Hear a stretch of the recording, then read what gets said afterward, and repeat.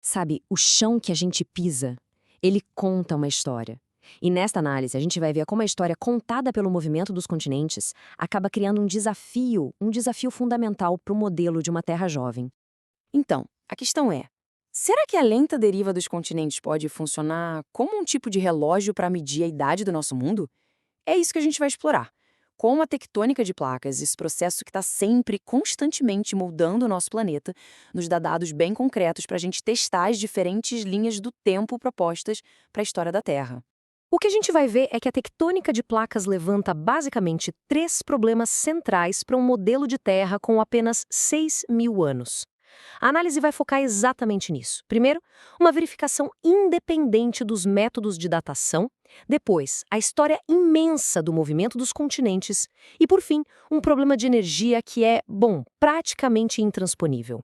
Ok, vamos começar com o nosso primeiro ponto, que é realmente fascinante. Vamos ver como um processo geológico pode servir, na prática, como uma checagem, sabe? Uma confirmação da precisão de um outro método completamente diferente. E essa primeira evidência nos leva direto para o fundo do Oceano Atlântico. Lá existe uma cordilheira vulcânica gigantesca, a dorsal mesoatlântica. É ali que a nova crosta oceânica é formada à medida que as placas tectônicas se afastam uma da outra. O magma sobe, resfria e literalmente empurra os continentes. E o mais incrível é que o que a gente encontra ali é basicamente uma linha do tempo geológica gravada na própria rocha. Pensa só, a rocha novinha em folha se forma bem no meio da dorsal.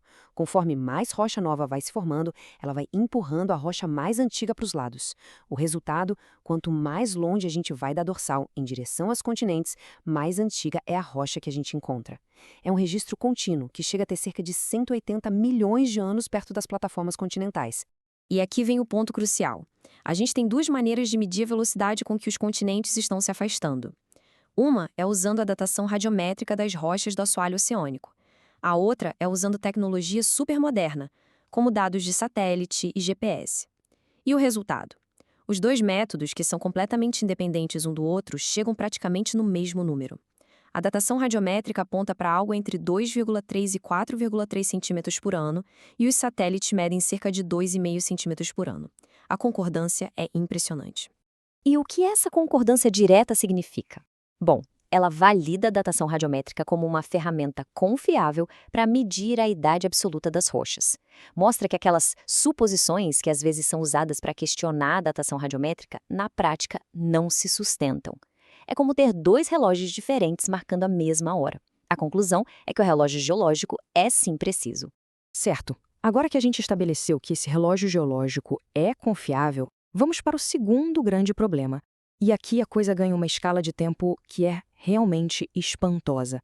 As evidências geológicas não estão falando de alguns milhões de anos, elas apontam para bilhões. As estimativas mais aceitas hoje indicam que todo esse processo de movimento das placas tectônicas de deriva continental já acontece há no mínimo 3,4 bilhões de anos. E nesse período de tempo imenso, os continentes não ficaram parados. Eles passaram por um ciclo constante. Eles se afastam, depois colidem para formar um supercontinente gigantesco, como foram os casos de Rodinha e, o mais famoso, Pangeia. E depois de um tempo, esse supercontinente se quebra e o ciclo recomeça. Tudo de novo. E o registro geológico indica que a Terra passou por pelo menos 7 desses ciclos de supercontinentes. Agora imagine o seguinte: para que o modelo de Terra jovem funcione, todos esses 3,4 bilhões de anos de movimento, com todos os 7 ciclos de formação e quebra de supercontinentes, tudo isso teria que ser espremido em um único ano.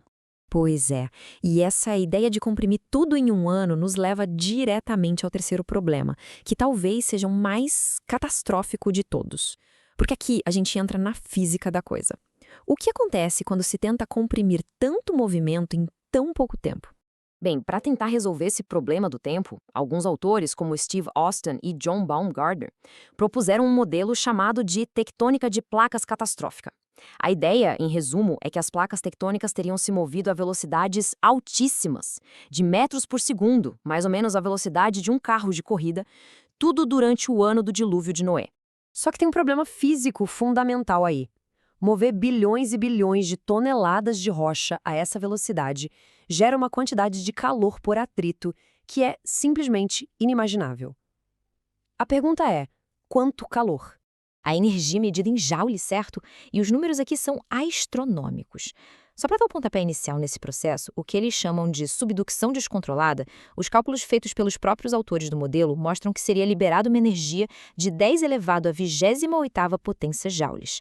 É um número com 28 zeros depois. Para a gente ter uma noção do que esse número significa, isso é o equivalente a detonar mais de 2 trilhões de bombas de hidrogênio de 1 megaton. E isso só no evento inicial. Mas não para por aí, isso é só energia inicial.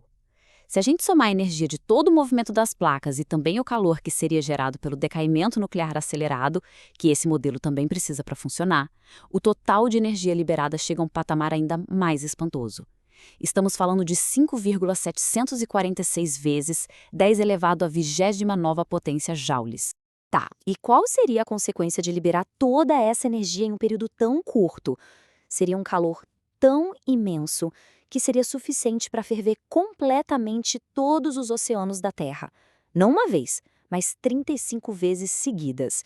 Basicamente, o planeta se tornaria uma bola de vapor e rocha derretida. Essa consequência inevitável leva à conclusão do próprio modelo catastrófico, uma conclusão que foi, inclusive, declarada por um dos seus principais proponentes. O geofísico John Baumgartner, um dos principais defensores da tectônica de placas catastrófica, reconhece esse problema.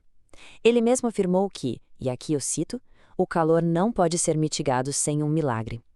Em outras palavras, ele admite que o problema do calor é tão extremo que não tem solução dentro das leis da física que a gente conhece.